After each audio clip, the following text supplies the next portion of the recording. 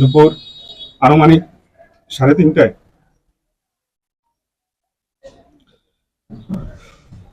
জনৈক ব্যক্তি জানান তার মেয়ের লাশ পাওয়া গিয়েছে একটি ধানের জমিতে।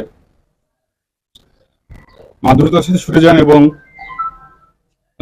লাশটি তার মেয়ের বলে শনাক্ত করেন। কুমিল্লা জেলার সদর দক্ষিণ থানাধীন এলাকায় একটি শিশু মেয়ে সন্তানকে নৃশংসভাবে ধর্ষণ এবং হত্যাকাণ্ডের ঘটনা ঘটে।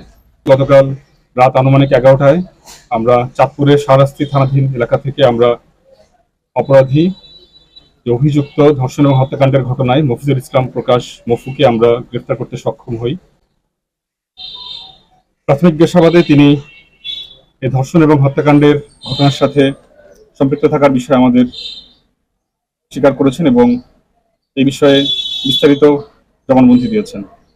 স্থানীয় সূত্রে জানা যায়, ভিকটিমের পিতা সংযুক্ত আরব আমিরাত প্রবাসী এবং মাতা গৃহিণী, এবং ভিকটিম শিশু মেয়েটি একটি স্থানীয় স্কুলে ক্লাস 3-তে অধ্যয়নরত ছিল। ওদের সকালে মেয়েটি স্কুলে যায়।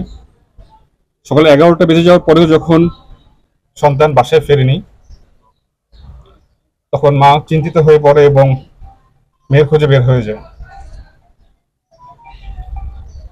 রাস্তায় কোথাও না পেয়ে মা সন্তানের খোঁজে স্কুলে চলে যায় এবং শিক্ষকদের জিজ্ঞাসাবাদে তিনি জানেন তার মেয়ে চলে গিয়েছে 10টার পরেই। জনৈক ব্যক্তি জানান তার মেয়ের লাশ পাওয়া গিয়েছে একটি ধানের জমিতে।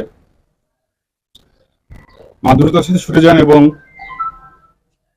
লাশটি তার মেয়ের বলে শনাক্ত করেন।